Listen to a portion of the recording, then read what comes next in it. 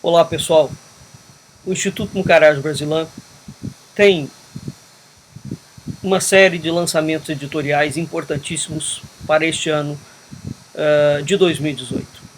Dentre eles, eu destaco o lançamento da série Fontes e Estudos. O que nos moveu no lançamento dessa série? A história do Brasil e de Portugal era a mesma história até 1822, como bem lembra Jaime Cortesão e Santiago Novo. No entanto, a historiografia brasileira tem se norteado, regra geral, desde a independência, portanto desde 1822, a contemplação de um projeto ideológico de poder e enferma de uma visão autocentrada da história do Brasil, desconectada das fontes, das obras, dos acervos, da documentação tradicional e oficial da coroa portuguesa, da história e da cultura portuguesa.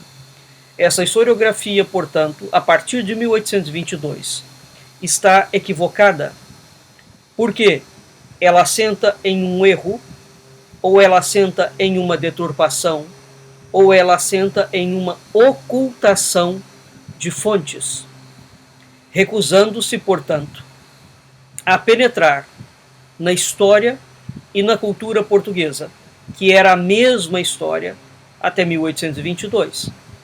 E a razão disto é porque a Declaração da Independência do Brasil é um projeto revolucionário, é um projeto ideológico de poder, capitaneado pela maçonaria brasileira, que estava completamente alinhada com todo o movimento internacional revolucionário que explodiu no mundo inteiro desde o século XVIII.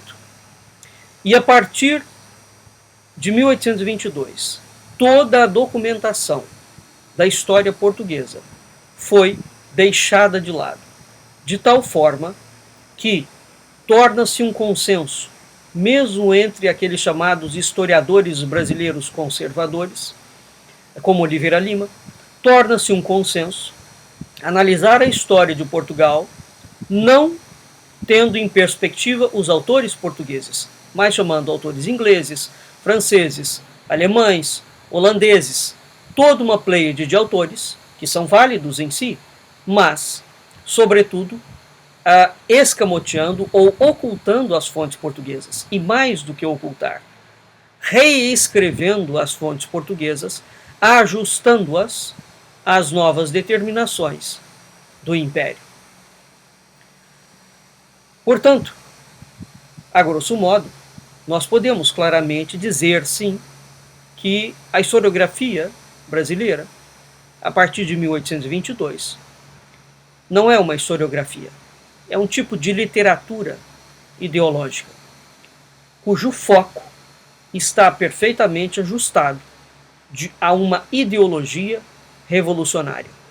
E todos os autores e as obras que não se enquadram dentro desta ideologia são suprimidos, são silenciados, são ostracizados.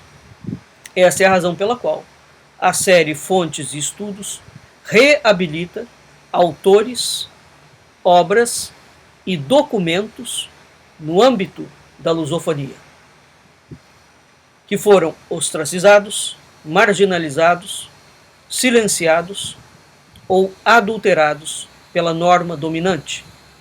Mas todos esses autores, obras e documentos são absolutamente imprescindíveis para nós podermos entendermos a alta cultura luso-afro-brasileira.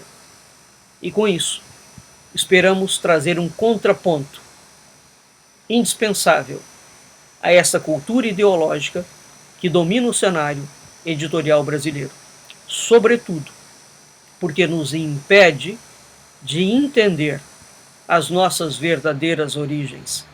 E mais do que isso, submete as nossas origens, a nossa cultura e a nossa história a uma visão ideológica de poder. Portanto, todos nós temos o direito inalienável de saber quem nós somos, de ter consciência histórica da nossa cultura e da nossa história, com os nossos defeitos e as nossas virtudes. Porque, como dizia Roquete Pinto, é preciso conhecer o Brasil com os seus encantos e as suas virtudes, para amá-lo conscientemente. É com muita satisfação que neste ano de 2018, o Instituto Mucarage Edições vem trazer ao público luso-falante obras fundamentais para a alta cultura luso-afro-brasileira e obras que foram desprezadas e silenciadas. Muito obrigado pela sua atenção. Adquira os nossos lançamentos através da loja virtual do site do Instituto Mucarage Brasilã, www.imub.org/loja. Muito obrigado pela sua atenção. Até mais.